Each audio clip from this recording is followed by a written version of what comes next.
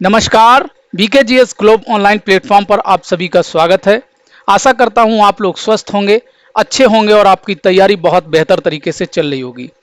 आपकी तैयारी को और बेहतर बनाने के लिए बीकेजीएस ग्लोब ऑनलाइन प्लेटफॉर्म पूर्णतः समर्पित है। आप सबके सपोर्ट का भी हृदय से बहुत बहुत आभार, बहुत बहुत धन्यवाद। सबके सपोर्ट से हमारा परिवार लगातार बड़ा हो रहा है। इसके लिए सभी को हृदय से बहुत बहुत धन्यवाद। वीडियो को लाइक और शेयर करते रहिए और कमेंट कर हमें हमारी कमियां और अच्छाइयां दोनों को बताते रहिए, ताकि हम आप लोगों के लिए और बेहतर से बेहतर कर सके। यूपी पुलिस री एग्जाम के लिए हमने जो मॉक टेस्ट सीरीज शुरू की है, उसका आज अगला सेशन है। तो आइए इसको शुरू करते हैं। हाल ही में उत्तर प्रदेश का 5वां टाइगर रिजर्व स्थापित किया गया है। तो उत्तर प्रदेश में 5वां टाइगर रिजर्व स्थापित किया गया है। वो किया गया है सोहेला देव वन्य जीव अभ्यारण्य को। सोहेला देव वन्य जीव अभ्यारण्य उत्तर प्रदेश का 5वां टाइगर रिजर्व अभी स्थापित किया गया है। और इसकी जो अवस्थिति है वो श्रावस्ती,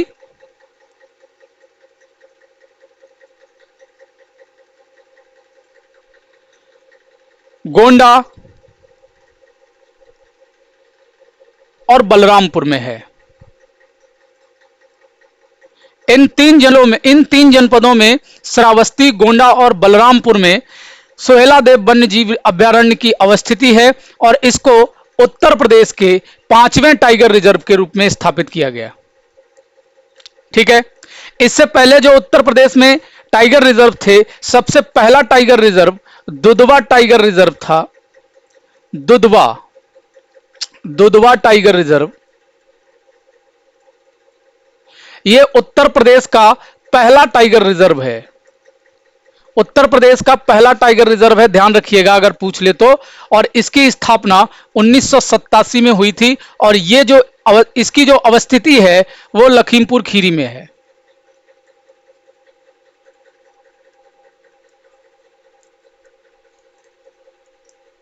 लखीमपुर खीरी में। दूसरा tiger reserve Amangarh tiger reserve.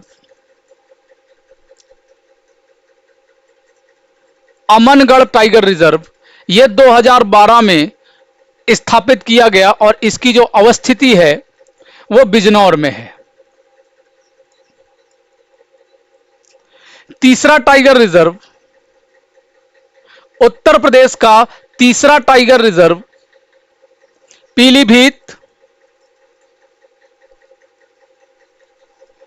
Pilibhit में स्थापित किया गया और इसको स्थापित किया गया 2014 में। ठीक है।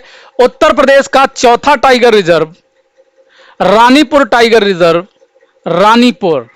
रानीपुर टाइगर रिजर्व, इसकी अवस्थिति चित्रकूट में है। चित्रकूट। और इसको पिछले वर्ष यानी 2023 में स्थापित किया गया। ठीक है। तो ये उत्तर प्रदेश में 5 टाइगर रिजर्व हो चुके हैं, आप लोग देख लीजिएगा। और 5वां टाइगर रिजर्व सोहेला देव वन्य जीव अभ्यारण्य के रूप में श्रावस्ती, गोंडा और बलरामपुर 3 जनपदों में स्थित है। इसको स्थापित किया गया है। ठीक है। अगला प्रश्न देखिए। उत्तर प्रदेश सरकार ने हाल ही में किस जनपद में बायोप्लास्टिक पार्क स्थापित करने का निर्णय लिया है? तो उत्तर प्रदेश सरकार ने लखीमपुर खीरी में, कहां? लखीमपुर खीरी में बायोप्लास्टिक पार्क स्थापित करने का फैसला किया है। अगला प्रश्न। जून 2024 में G7 शिखर सम्मेलन कहां आयोजित किया गया? G7 विकसित अर्थव्यवस्थाओं का समूह है। इसमें पहला शिखर सम्मेलन का आयोजन 2024 में इटली में हुआ था। कहां हुआ था? इटली में हुआ था। और भारत की तरफ से इसमें प्रधानमंत्री नरेंद्र मोदी ने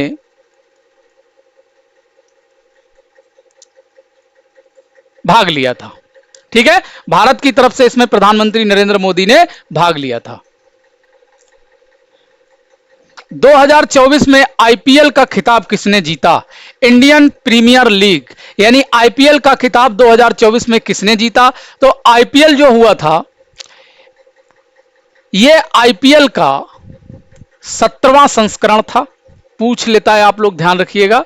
17वां संस्करण था आईपीएल का, ये 17वां संस्करण था। और ये इसका जो फाइनल हुआ था वो सनराइजर्स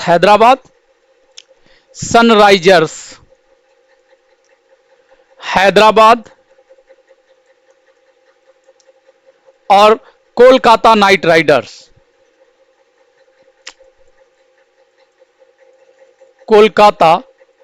राइडर्स के मध्य हुआ था, जिसमें कोलकाता नाइट राइडर्स ने इसमें विजय प्राप्त की और यह हैदराबाद उपविजेता टीम रही। ठीक है, तो इस प्रश्न का उत्तर हो जाएगा डी, कोलकाता नाइट राइडर्स। अगला प्रश्न देखिए, उत्तर प्रदेश के निम्न जिलों में किसका क्षेत्रफल सर्वाधिक है? तो उत्तर प्रदेश में किस जनपद का क्षेत्रफल सबसे ज्यादा है वो आपसे पूछा गया है। तो उत्तर प्रदेश का जो लखीमपुर खीरी जनपद है, इसका क्षेत्रफल सभी जनपदों में सबसे ज्यादा है। एक क्रम देख लीजिए क्षेत्रफल के आधार पर जनपदों का, तो सबसे ज्यादा क्षेत्रफल लखीमपुर खीरी का है, लखीमपुर खीरी। इसके बाद सोनभद्र का है दूसरे स्थान पर, तीसरे स्थान पर हरदोई है और चौथे स्थान पर सीतापुर है। यह क्षेत्रफल का बढ़ते से घटता क्रम है, बड़े से छोटे की तरफ। ठीक है, तो लखीमपुर सबसे बड़ा है क्षेत्रफल की दृष्टि से। यहीं पे हम देख लें तो क्षेत्रफल की दृष्टि से जो सबसे छोटा जनपद है वो है हापुड़। हापुड़ क्या है? क्षेत्रफल की दृष्टि से सबसे छोटा जनपद, सबसे छोटा जिला या जनपद। ठीक है, अगला प्रश्न देखिए,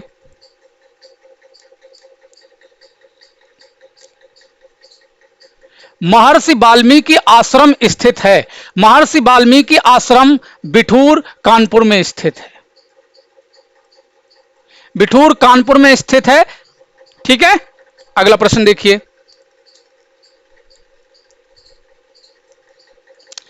दक्षिण भारत की सबसे ऊंची चोटी है। दक्षिण भारत की सबसे ऊंची चोटी है, दक्षिण भारत की सबसे ऊंची चोटी अनाईमुडी है। कौन सी है? अनाईमुडी। यह पश्चिमी घाट की अन्नामलाई पहाड़ी की चोटी है। अन्नामलाई पहाड़ी की चोटी है, इसकी ऊंचाई है 2695 मीटर, 2695 मीटर इसकी ऊंचाई है। और इसकी जो अवस्थिति है वो केरल में इडुक्की जिले में है, केरल के इडुक्की जिले में यह अवस्थित है। अन्नामलाई पहाड़ी की चोटी है जो पश्चिमी घाट का हिस्सा है। दोदा बेटा की बात करें तो दोदा बेटा नीलगिरी पर्वतमाला की सबसे ऊंची चोटी है। नीलगिरी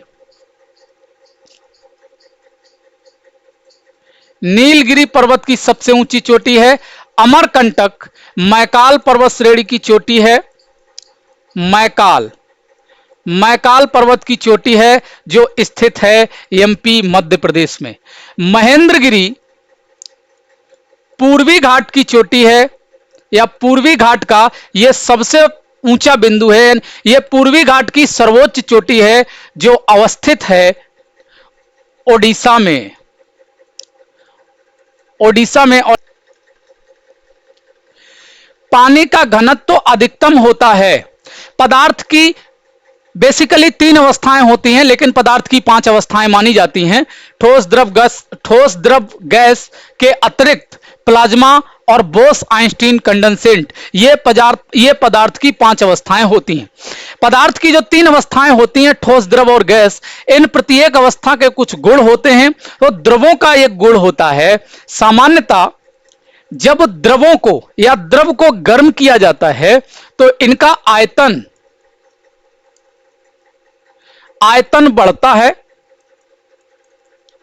और घनत्व घटता है। क्या होता है, सामान्य स्थिति में जब द्रवों को गर्म किया जाता है तो इनका आयतन बढ़ता है और घनत्व घटता है। लेकिन जब हम पानी की बात करते हैं तो पानी के साथ यह स्थिति अलग होती है, विपरीत होती है। पानी को जब हम गर्म करते हैं 0 डिग्री सेंटीग्रेड से जैसे ही मुंह गर्म करते हैं तो पानी का आयतन घटता है। आयतन क्या होता है, घटता है और घनत्व बढ़ता है। घनत्व बढ़ता है और यह स्थिति कहां तक रहती है, यह स्थिति रहती है 4 डिग्री सेंटीग्रेड तक।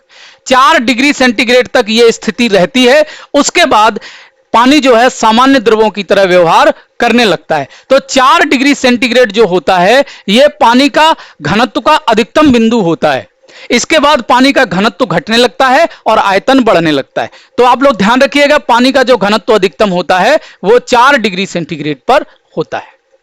बात समझ में आई? मैंने बोला सामान्य स्थिति में या सामान्यतः जब द्रवों को गर्म किया जाता है तो उनका आयतन बढ़ता है और घनत्व घटता है। लेकिन पानी के साथ यह स्थिति अलग होती है। जब हम पानी को गर्म करते हैं तो ये बिगिनिंग में 0 डिग्री सेंटीग्रेड से शुरू करते हैं तो 4 डिग्री सेंटीग्रेड तक क्या होता है, आयतन घटता है और घनत्व बढ़ता है। और 4 डिग्री सेंटीग्रेड पानी के घनत्व का अधिकतम बिंदु है। इसके बाद क्या होता है, पानी सामान्य द्रवों की भांति कार्य करने लगता है और आयतन जो है बढ़ने लगता है और घनत्व घटने लगता है। ठीक है, अगला प्रश्न देखिए।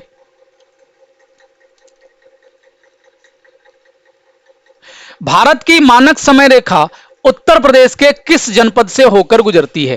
तो भारत की जो मानक समय रेखा है वो 82 अंश 30 मिनट पूर्वी देशांतर रेखा है। 82 अंश 30 मिनट पूर्वी देशांतर रेखा, इसे 82 अंश इस तरीके से भी लिख दिया जाता है। आप लोग ध्यान रखिएगा, इस तरीके से भी एग्जाम में लिखा हुआ आता है और कभी कभी इसके साथ 82 अंश ई यानी ईस्ट लिखा हुआ आता है। तो ये तीनों फॉर्मेट याद रखिएगा। 82 अंश 30 मिनट पूर्वी देशांतर पूरा लिखा होगा, या 82 अंश 1/2 पूर्वी देशांतर लिखा होगा, या 82 अंश 30 मिनट ईस्ट ई लिखा होगा यानी ईस्ट पूर्वी देशांतर। ये तीनों फॉर्मेट से प्रश्न पूछा जाता है। यह भारत की मानक समय रेखा है। क्या है? भारत की मानक समय रेखा है और यह उत्तर प्रदेश के प्रयागराज यानी इलाहाबाद के नैनी से होकर गुजरती है।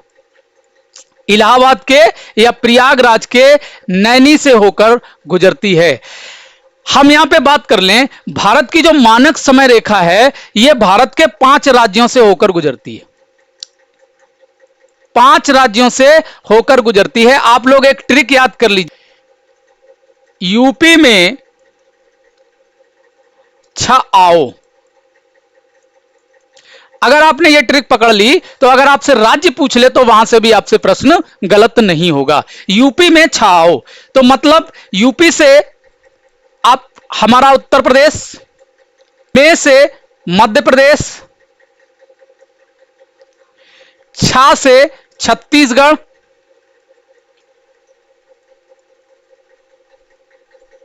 आ से आंध्र प्रदेश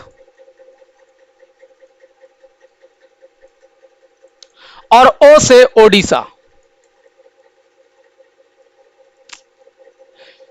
तो इन 5 राज्यों से भारत की मानक समय रेखा होकर गुजरती है और उत्तर प्रदेश की अगर हम बात करें तो उत्तर प्रदेश के प्रयागराज जनपद से होकर गुजरती है।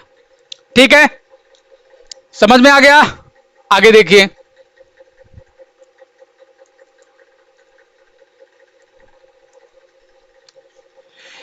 जीएसटी के लिए संविधान में कौन सा नया अनुच्छेद जोड़ा गया? भारत में जीएसटी लागू करने के लिए एक संविधान संशोधन किया गया था, 101वां संशोधन।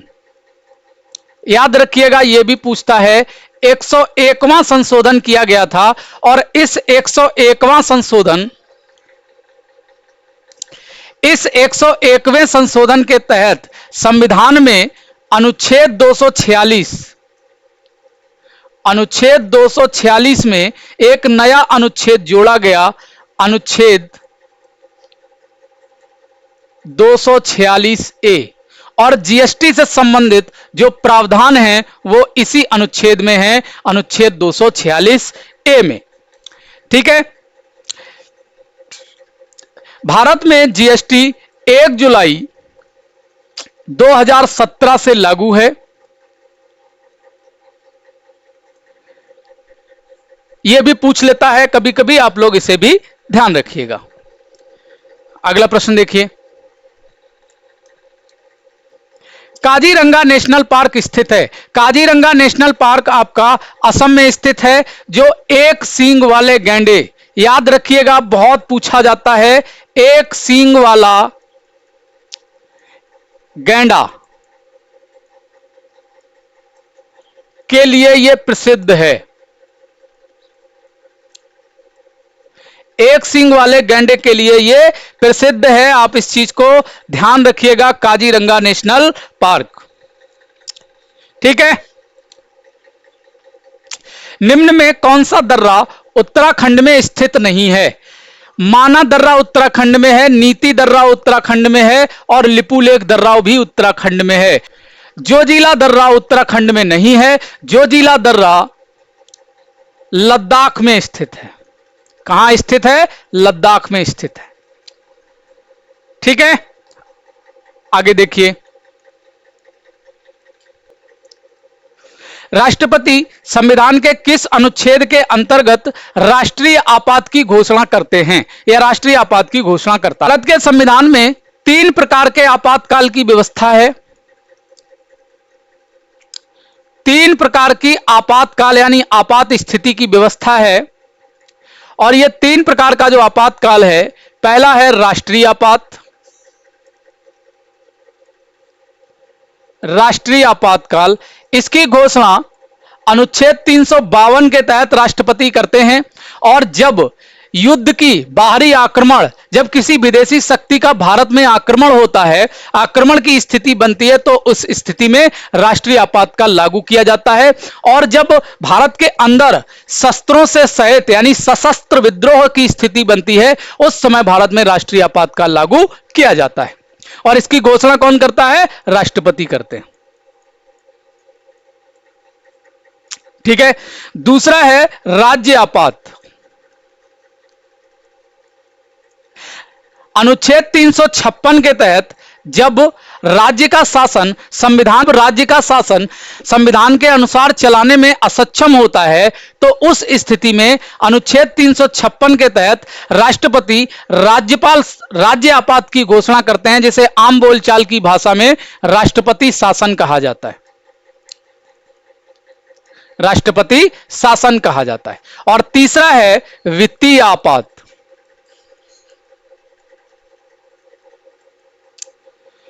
इसकी घोषणा अनुच्छेद 360 के तहत होती है। जब भारत के अंदर कोई अर्थव्यवस्था का बहुत बड़ा क्राइसिस हुआ हो या वित्तीय संकट पैदा हो गया हो, तो उस स्थिति में वित्तीय आपात की घोषणा की जाती है। इसकी भी घोषणा कौन करते हैं? राष्ट्रपति करते हैं। एक प्रश्न और याद कर लीजिए, यहां से कई बार प्रश्न पूछा जाता है। ये दोनों आपातकाल कई बार लागू हो चुके हैं, राष्ट्रीय आपात और राज्य आपात, लेकिन वित्तीय आपातकाल अभी तक एक भी बार लागू नहीं किया गया है। एक भी बार लागू नहीं हुआ है। इससे प्रश्न पूछता है, आप लोग ध्यान रखिएगा कि अनुच्छेद 360 के तहत जो वित्तीय आपातकाल की व्यवस्था है, यह अभी तक लागू नहीं किया गया है। ठीक है, आगे देखिए, भारत की तटरेखा से लगे राज्यों की संख्या है। अब तटरेखा देख लीजिए, तटरेखा क्या होता है?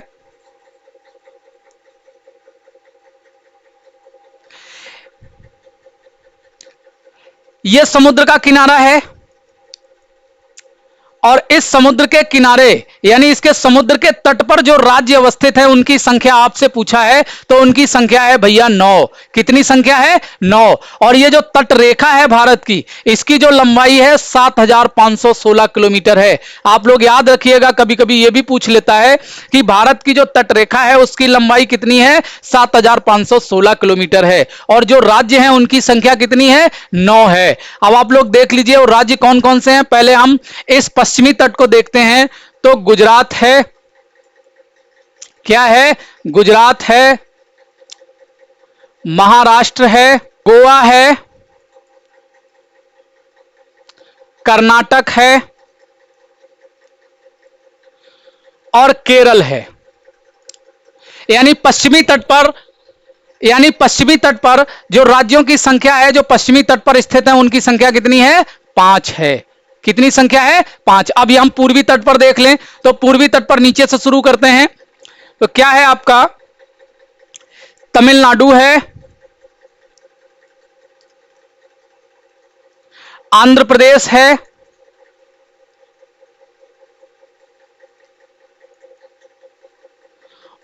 ओडिशा है और आपका पश्चिम बंगाल है। क्या है? पश्चिम बंगाल है। 1 2 3 और 4 तो पूर्वी तट पर जो राज्य स्थित है उनकी संख्या कितनी है? 4 और 5 पश्चिमी तट पर, और 5 और 4 9, कितने हो जाते हैं? 9 राज्य हो जाते हैं। अब आपको एक बहुत ही बेहतरीन ट्रिक बता देता हूं जिससे इन राज्यों को आप कभी भी नहीं भूलेंगे, और यहां से अगर प्रश्न बनता है तो आपका प्रश्न गलत नहीं होगा। आप लोग देखिए, पश्चिमी तट से शुरू करते हैं तो आप लोग एक ट्रिक याद कर लीजिएगा, जीएम जीके और एक के अपनी तरफ से जोड़ दीजिएगा। इस के को आप याद रखिएगा, जीएम जीके के। और इधर आप लोग देख लीजिएगा पोटा, ठीक है, पोटा। अब ये जीएम जीके क्या है? जी से गुजरात, एम से महाराष्ट्र, जी से गोवा, के से कर्नाटक, के से केरल। याद हो जाएगा ना? बहुत आसानी से याद हो जाएगा, कभी भी गलत नहीं होगा। बहुत शानदार तरीके से आप इसे याद कर सकते हैं। जीएम जीके के, गुजरात, महाराष्ट्र, गोवा, कर्नाटक और केरल। अब इधर देख लेते हैं, पी से पश्चिम बंगाल, ओ से ओडिशा, टी से तमिलनाडु और ए से आंध्र प्रदेश। कोई दिक्कत? इतनी आसानी से याद आप कर सकते हैं और यहां से कभी प्रश्न गलत नहीं होगा। ठीक है, अगला प्रश्न देखिए। प्रसिद्ध ठुमरी गायिका गिरिजा देवी का जन्म किस शहर में हुआ था? गिरिजा देवी प्रसिद्ध ठुमरी गायिका का जन्म बनारस में हुआ था और यह संगीत के बनारस घराने से संबंधित थी। बनारस घराने से। कभी कभी यह भी पूछ लेता है कि गिरिजा देवी का संबंध किस घराने से है, तो आप लोग ध्यान रखिएगा, इनका संबंध बनारस घराने से है था। ठीक है, अगला देखिए। निम्न में विटामिन B6 का दूसरा नाम है। विटामिन B6 का दूसरा नाम आपसे पूछा है कि विटामिन B6 का दूसरा नाम क्या है? तो विटामिन B6 का दूसरा नाम है पायरिडॉक्सिन। क्या है? पायरिडॉक्सिन। देख लीजिए, विटामिन B1 का नाम है थायमीन। विटामिन B2 का नाम है राइबोफ्लोविन या रिबोफ्लोविन।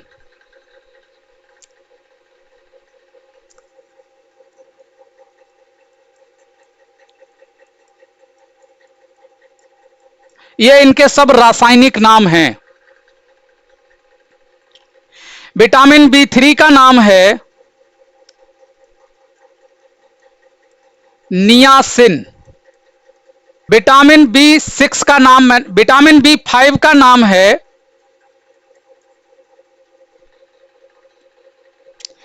पेंटोथेनिक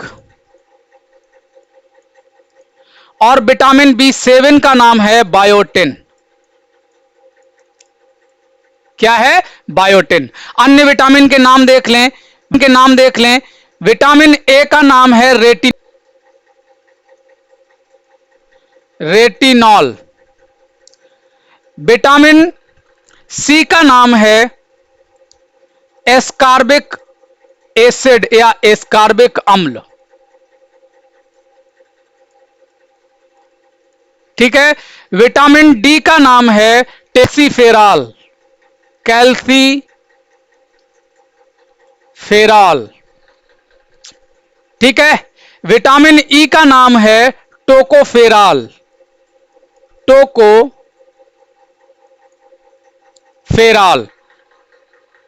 विटामिन के का नाम है फ्लोक्विनोन,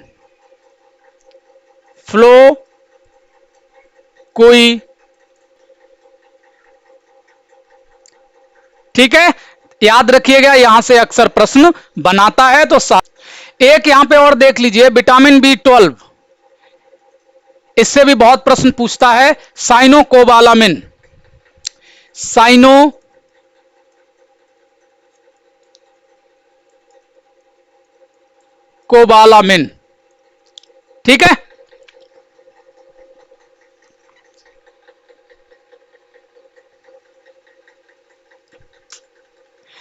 थार रेगिस्तान में स्थित कच्छ का रण किस राज्य में अवस्थित है?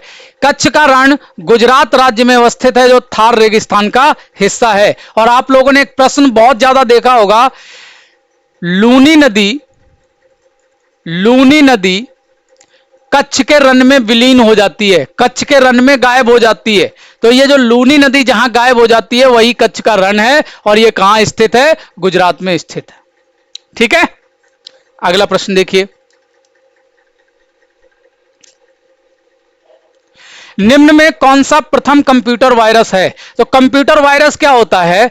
कंप्यूटर वायरस एक सॉफ्टवेयर होता है, एक प्रोग्राम होता है जिसका जो निर्माण किया जाता है, कंप्यूटर को, कंप्यूटर की जो कार्यविधि होती है, या जो कंप्यूटर की जो कार्यविधि होती है उसको हानि पहुंचाने के लिए, या जो डाटा होता है उसको हानि पहुंचाने के लिए, या क्षति पहुंचाने के लिए, या नुकसान पहुंचाने के लिए किया जाता है, ठीक है। और पहला जो कंप्यूटर वायरस है 1971 में बॉब थॉमस, बॉब थॉमस नामक व्यक्ति ने बनाया था, जिसका नाम था क्रीपर। क्या नाम था? क्रीपर। तो क्रीपर वायरस पहला कंप्यूटर वायरस था, ठीक है। अगला प्रश्न देखिए, डिस्कवरी ऑफ इंडिया किस पूर्व प्रधानमंत्री की रचना है? डिस्कवरी ऑफ इंडिया भारत के पहले प्रधानमंत्री पंडित जवाहरलाल नेहरू की रचना है, ठीक है। अगला प्रश्न देखिए, निम्न में किस क्षेत्र में विशिष्ट उपलब्धियों के लिए पुलित्जर पुरस्कार, बहुत ज्यादा पूछा जाता है, इस प्रश्न को ध्यान रखिएगा। पुलित्जर पुरस्कार दिया जाता है, पुलित्जर पुरस्कार पत्रकारिता में दिया जाता है, और यह पत्रकारिता का एक बड़ा पुरस्कार माना जाता है, ठीक है। अगला प्रश्न देखिए, तमिलनाडु तट को क्या कहा जाता है? तमिलनाडु तट को क्या कहा जाता है? तमिलनाडु तट को कोरोमंडल तट कहा जाता है। तमिलनाडु तट को क्या कहा जाता है? कोरोमंडल तट कहा जाता है। ये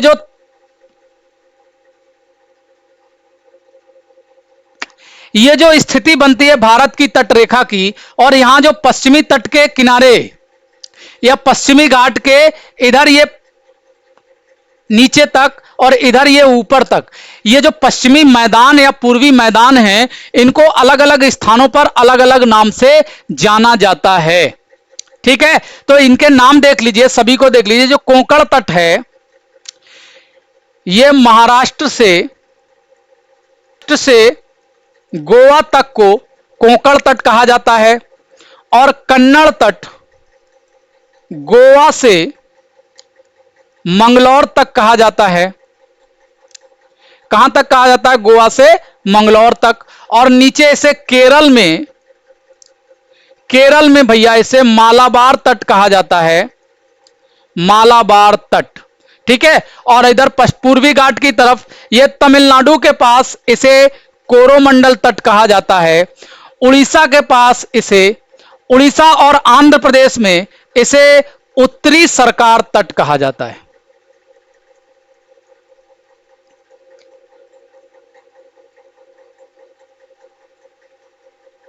उड़ीसा और आंध्र प्रदेश में इसे क्या कहा जाता है? उत्तरी सरकार तट कहा जाता है, ठीक है। आगे देखिए, प्रथम बौद्ध परिषद कहां आयोजित की गई थी? बौद्ध परिषद या बौद्ध संगीति?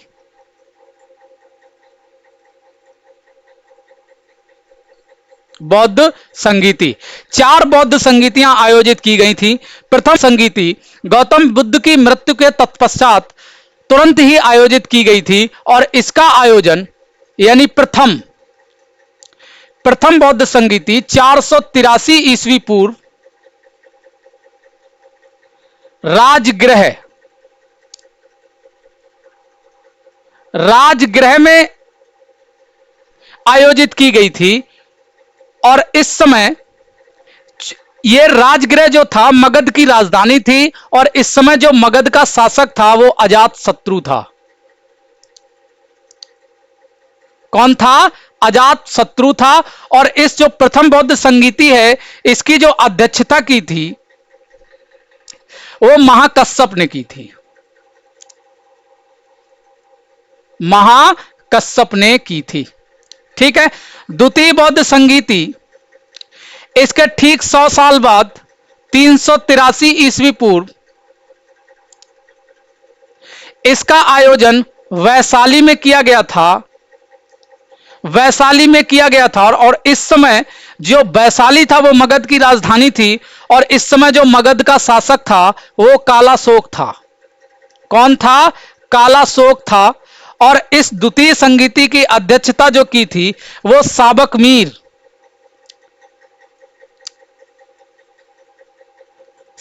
मीर ने की थी। ठीक है। तीसरी बौद्ध संगीति 255 ईस्वी पूर्व पाटलिपुत्र में की गई थी। पाटलिपुत्र में की गई थी, और इस समय पाटलिपुत्र मगध की राजधानी थी, और जो शासक था वो था अशोक। शासक कौन था? अशोक था। और इसकी जो अध्यक्षता की थी वो मेगालिपुत्तिस ने की थी।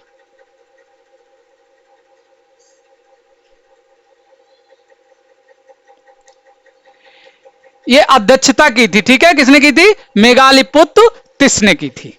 थी बौद्ध संगीति का आयोजन प्रथम ईस्वी में, पहली ईस्वी में कश्मीर में, कश्मीर कुंडलवन में की गई थी। और इस समय शासक जो था वो था कनिष्क। कौन था? कनिष्क था। और इसकी जो अध्यक्षता की थी वो वसुमित्र ने की थी। ठीक है। तो चारों क्लियर हो गई, तो इसका हो जाएगा सी, राजगृह। अगला देखिए, पूर्वी घाट और पश्चिमी घाट कहां मिलते हैं? देखिए,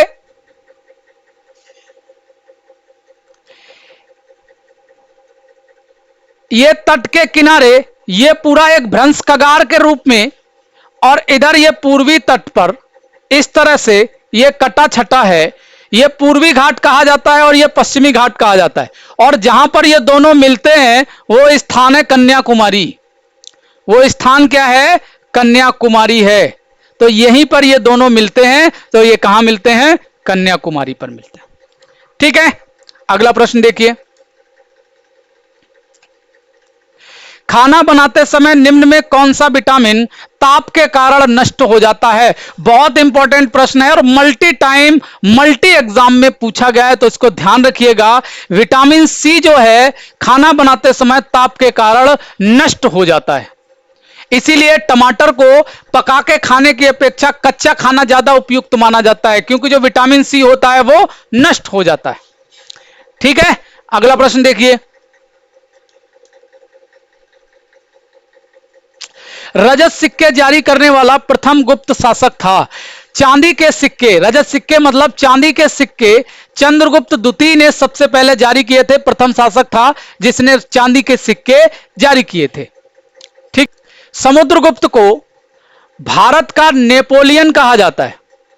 समुद्रगुप्त को भारत का नेपोलियन कहा जाता है। यह माना जाता है कि इसने 100 से अधिक लड़ाइयां जीती हैं। 100 से अधिक लड़ाइयां जीती हैं, और इसीलिए इसे क्या कहा जाता है? भारत का नेपोलियन कहा जाता है। ठीक है। और इसने जो सिक्के जारी किए उस पर वीणा बजाते हुए इसे दिखाया गया है। वीणा बजाते हुए दिखाया गया है। ठीक है। अगला प्रश्न देखिए,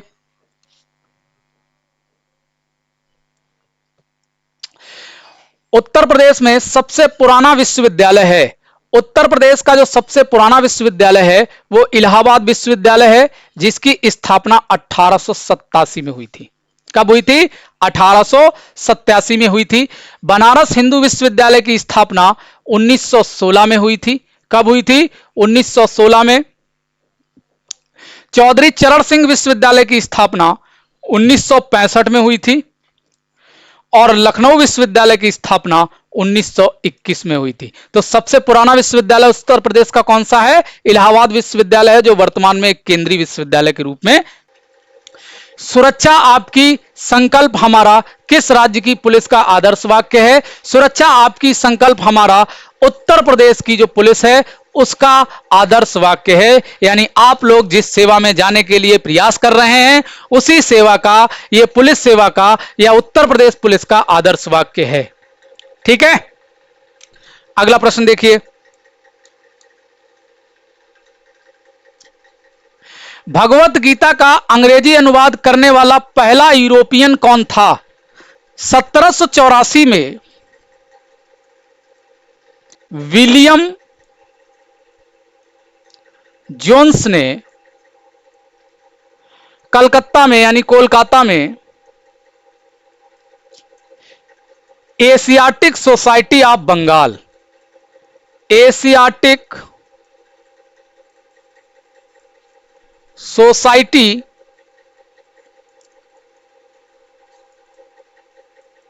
ऑफ बंगाल की स्थापना की। और इसके स्थापना का जो कारण था, भारतीय भाषाओं में जो लिखित पुस्तकें थीं उनका अंग्रेजी में अनुवाद करने के लिए इस संस्था की स्थापना की गई और इसकी स्थापना 1784 में विलियम जोन्स ने की थी। यह भी प्रश्न पूछता है, इससे भी आप लोग याद रखिएगा। और इस सोसाइटी के तहत जो पहली पुस्तक थी भारत की, यानी भारतीय भाषाओं में लिखित पहली पुस्तक जिसका अंग्रेजी में अनुवाद किया गया, वो थी भगवत गीता। यह भी प्रश्न आप लोग याद रखिएगा कि ये पहला यूरोपियन तो था जिसने भगवत गीता का अंग्रेजी में अनुवाद किया, लेकिन यह पहली पुस्तक भी थी जिसका अंग्रेजी में अनुवाद किया गया और उस व्यक्ति का नाम था चार्ल्स विल्किंस। कौन था? Charles Wilkins. ठीक है, अगला प्रश्न देखिए। किस सिख गुरु ने स्वयं को सच्चा बादशाह घोषित किया था या अपने आप को सच्चा बादशाह कहा था? ये या तो ये कैंसिल कर दीजिए या फिर ये कैंसिल कर दीजिए, थोड़ा सा टाइपिंग मिसिंग है, आप लोग ध्यान रखिएगा। किस सिख गुरु ने स्वयं को सच्चा बादशाह कहा था? तो पांचवें गुरु अर्जुन देव, अर्जुन देव ने स्वयं को सच्चा बादशाह कहा था। सच्चा बादशाह कहा था। और पांचवें गुरु अर्जुन देव ने ही सिखों के या सिख समुदाय का जो पवित्र ग्रंथ है गुरु ग्रंथ साहिब, गुरु ग्रंथ साहिब की रचना की, जिसे 1606 में जहांगीर के पुत्र खुसरो को संरक्षण देने के लिए अर्जुन देव को जहांगीर ने मृत्यु दंड दे दिया था। तो गुरु अर्जुन देव। ठीक है, अगला प्रश्न देखिए। किस नदी को बांग्लादेश में पद्मा के नाम से जाना जाता है? तो गंगा नदी को बांग्लादेश में पद्मा कहा जाता है। गंगा नदी को बांग्लादेश में क्या कहा जाता है? पद्मा कहा। निम्न में कौन सुमेलित नहीं है? तो ये कुछ वन्यजीव अभ्यारण्य हैं और इसके सम्मुख इनके जो जनपद हैं वो स्थित हैं। वो उनका नाम है, आपसे पूछा है कि कौन सा जनपद सुमेलित नहीं है। तो बखीरा वन्यजीव अभ्यारण्य उन्नाव ये सुमेलित नहीं है, क्योंकि बखीरा वन्यजीव अभ्यारण्य जो है संत कबीर नगर जिले में है। बखीरा वन्यजीव अभ्यारण्य कहां है? संत कबीर नगर जनपद में स्थित है। ओखला पक्षी अभ्यारण्य सुमेलित है, गौतम बुद्ध नगर में है। सांडी पक्षी अभ्यारण्य हरदोई में है, सुमेलित है। स्वामी महावीर स्वामी वन्यजीव अभ्यारण्य ललितपुर में है, सुमेलित है। ठीक है, अगला प्रश्न देखिए। उत्तर प्रदेश में तेल शोधन कारखाना स्थित है। उत्तर प्रदेश में एक ही तेल शोधन कारखाना है, रिफाइनरी है, वो भी है कहां पर? मथुरा में। ठीक है, अगला प्रश्न देखिए। उत्तर प्रदेश में होली के त्योहार पर लठमार होली मनाई जाती है। लठमार होली बरसाना में मनाई जाती है। कहां मनाई जाती है? बरसाना में मनाई जाती है।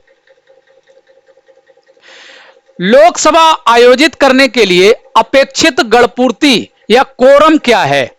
देखिए क्या होता है, लोकसभा की बैठक आयोजित करने के लिए सदस्यों की एक मिनिमम न्यूनतम संख्या होना आवश्यक है। सदस्यों की न्यूनतम संख्या होना आवश्यक है, उसी को गणपूर्ति या कोरम कहते हैं। और इसकी जो संख्या होती है, सदस्यों की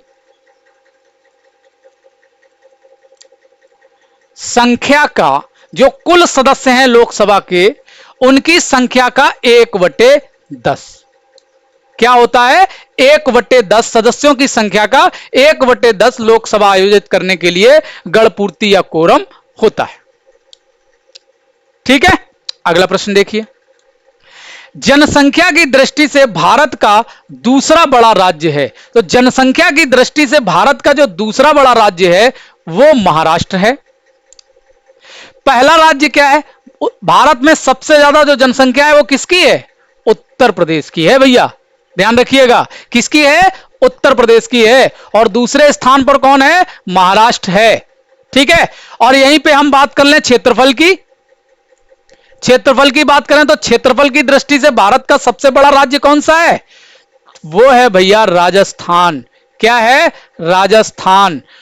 और क्षेत्रफल की दृष्टि से दूसरा बड़ा राज्य कौन सा है? वो है भैया मध्य प्रदेश। क्या है? मध्य प्रदेश। ठीक है, अगला प्रश्न देखिए। भारत में कितने राज्य हैं? बहुत इजी प्रश्न है, लेकिन अक्सर यह जल्दबाजी में गलत हो जाता है। भारत में वर्तमान में 28 राज्य हैं। कितने राज्य हैं? 28 राज्य हैं और 8 केंद्र शासित प्रदेश यानी यूनियन टेरिटरीज या यूटी हैं। ठीक है, अगला प्रश्न देखिए। डूरंड रेखा किस देश के साथ भारत की सीमा रेखा का निर्धारण या निर्धारित करती है? भारत की सीमा रेखा निर्धारित करती है। डूरंड रेखा अफगानिस्तान के साथ भारत की जो सीमा रेखा है उसका नाम क्या है? डूरंड रेखा नाम है। और भारत की जो सबसे कम सीमा रेखा स्पर्श करती है 106 किलोमीटर, वो अफगानिस्तान के साथ है। किसके साथ है? अफगानिस्तान के साथ ही भारत की सबसे कम सीमा रेखा स्पर्श करती है।